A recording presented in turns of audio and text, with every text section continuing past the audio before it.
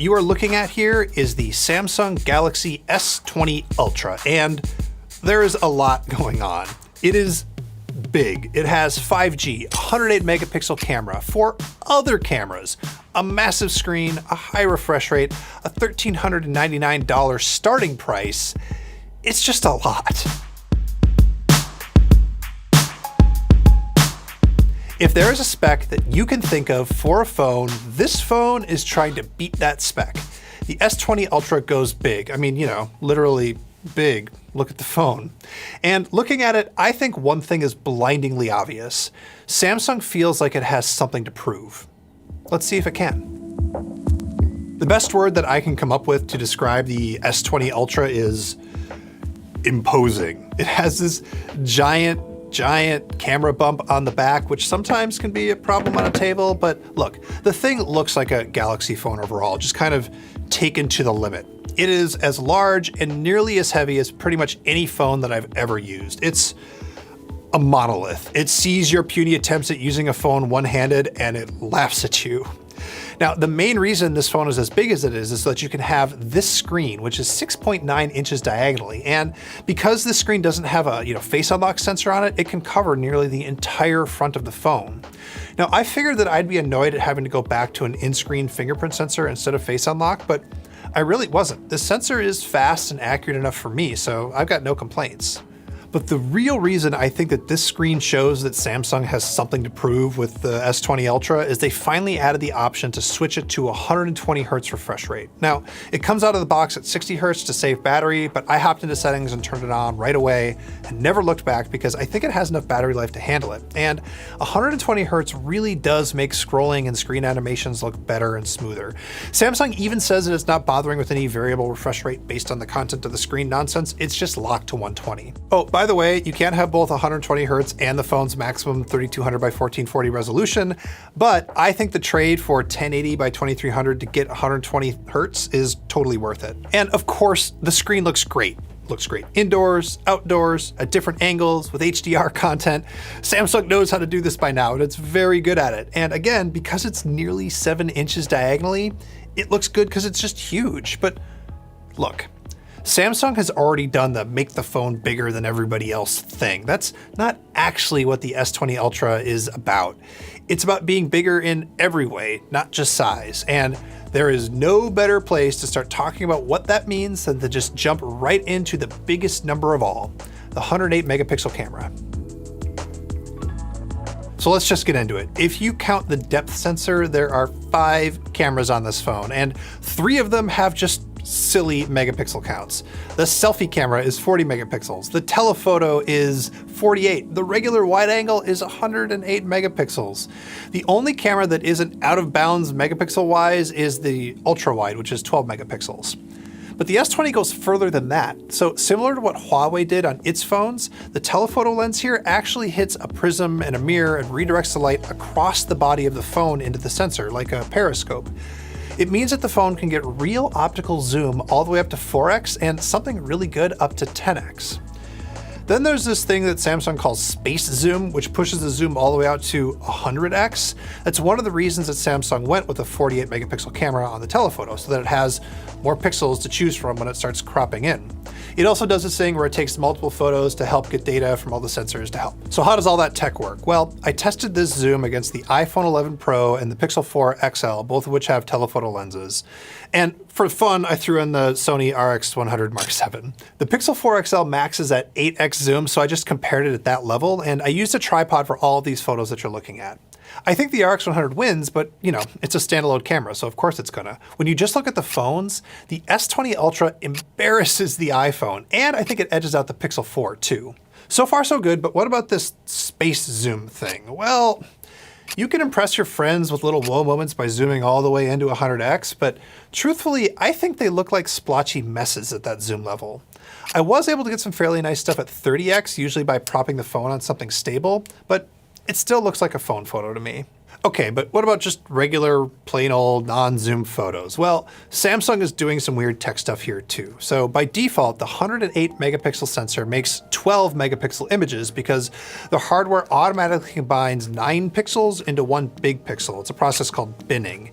And combined, those binned pixels are about as big as what they would have been on a lower megapixel sensor, which does help this camera avoid some of the usual problems that you get with high megapixel sensors, like bad low light and noise. It mostly works. See, in order to make all of this pixel binning stuff happen, Samsung still has to do a lot in the software. Now, generally, I think the S20 wants to smooth out lighting, especially on faces. It wants to keep things bright, and it wants to shift towards less red tones. And those are often really good instincts for photos. So, for example, I think the shot of Alex looks great, and this purple plant thing, it's intense in just the right way. But then Samsung sometimes steers the S20's tuning just a little too far. So compared to the iPhone and the Pixel, this photo of me is just plain over smooth and over brightened. It is actually super weird. As soon as the S20 camera sees a face, it brings up the shadows too much, it smooths skin too much, and it tries way too hard to adjust the white balance and often gets it wrong. Turn your head 45 degrees where it doesn't see a face, and it's fine. Turn on Pro Mode and it's fine again. Turn on Bixby Scene Optimizer and, well, okay, Bixby makes it worse, but still. In a lot of lighting conditions, I got good photos of faces, but in challenging conditions, it got rough. Samsung tells me that it's looking into it, but that there's no setting that you can change to change the default behavior of what this thing does with faces. The weirdest part though, none of this applies to the selfie camera, which is great. Now, Samsung also lets you take full-on 108 megapixel photos, and there's yet more camera tech involved in this, like re-mosaicing, but the bottom line is you need a lot of light to get a decent photo at that resolution. And even then, my 108 megapixel photos were noisy enough in the fine details when I cropped in that I never really saw the point. Now, when it comes to low light photos, Samsung is doing better than it ever has, partly because the sensors are so big here, but it still has a lot of work to do to catch up to the Pixel 4. And on portrait, again, better than it ever has, but it still has a lot of work to do to catch up to the iPhone. The selfie camera though, which is 40 megapixels, is my favorite camera on this entire phone. It doesn't do the same bad over smoothing on faces. I just really like it. Finally, I hate to tell you this, but as usual with every phone that we try, the ultra-wide camera is the worst of the 3 cameras in terms of quality. Things kind of just get over-sharpened as a result of a meh sensor. I guess the iPhone kind of beats the S20 here, but nothing is really good. Now, as for video, the headline feature is that you can shoot and edit in 8K, and I don't know, I think that's kind of gimmicky, but I do like that you can pull a still photo out. More important to me is the slightly improved video stabilization because I have pretty shaky hands, but you should know that that still doesn't work in 4K and definitely not in 8K. Last, and you know what, definitely not least, is I saw this thing hunting for focus a lot, especially when I was shooting video. I also really like this new feature called Single Take, which does as many of Samsung's weirdo camera modes as possible in one long shot. It's fun, but I wouldn't depend on it for anything important because the quality is like not that good. So that's a lot. It's a lot of camera, which makes sense because this camera bump is so huge, right? I mean, okay, where do I think it all lands? Well, I think Samsung has a little bit more work to do on its photo algorithms. I think it's going to take a minute for them to learn how to take all of these huge megapixel counts and turn them into something that really works in every single context, especially with faces. Now, the S20 phones are the very first mainstream 5G phones. There have been a few before, but they've never been the default, and with the S20 line, they are. Now, you should know that only the S20 Ultra and the S20 Plus support the super high-speed millimeter wave 5G that you can really only get at like a few street corners, but all of them support the slightly slower but much more widespread mid-band 5G. So, okay, here's the state of 5G in New York City. On T-Mobile's midband, I was able to pull anywhere from like 45 down, which is not much faster than LTE, up to 120 megs per second in a pretty good spot. That's real fast. But it's not as fast as what I could get on Verizon's millimeter wave, where I saw download speeds hit over 1300 Mbps, which is incredible. I got that on one street corner if I held my phone right, I didn't turn my body around, and I didn't walk half a block away, and if I was lucky, because sometimes it would drop down to LTE anyway in that spot. Yeah, That's 5G for you. It's just not fully ready yet. Don't buy this phone just because it's a 5G phone. In fact, don't buy any phone just because it's a 5G phone. Samsung always boasts the best possible specs for an Android phone on the Galaxy S line, and this year is no different. But what is different this year is that I think a couple of those specs could actually matter for people.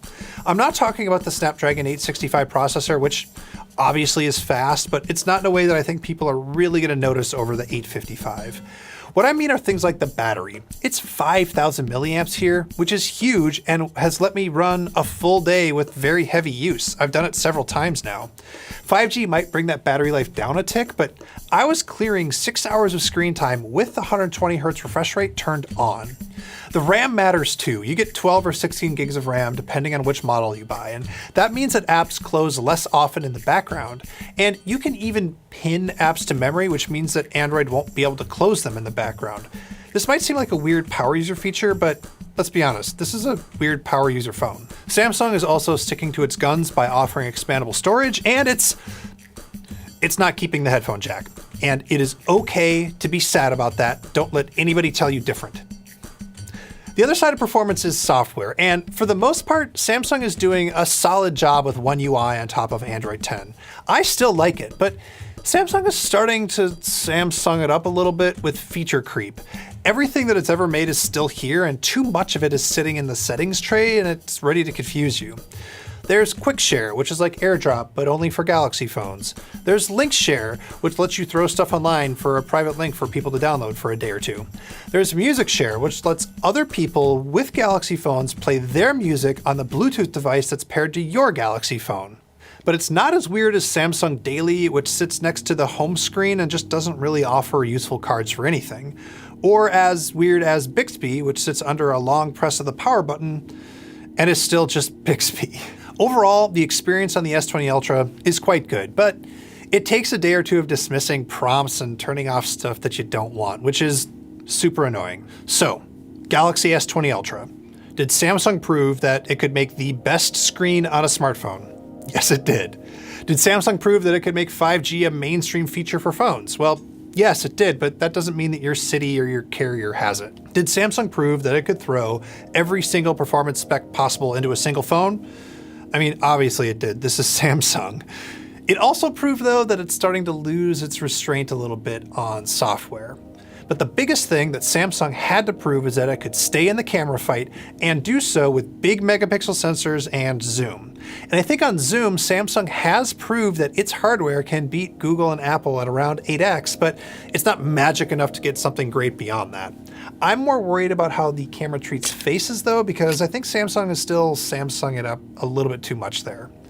Mostly though, Samsung proved that when it wants to, it can still go all out with the phone. I mean, they did call this the Ultra, which is another way of saying a lot. And yeah, this phone is a lot. That was dumb. A lot of phone. Lots of phone. So many phone. Phones on phones. Megaphone. Megaphone. It's loud, right? Huh? Thanks for watching. Like and subscribe.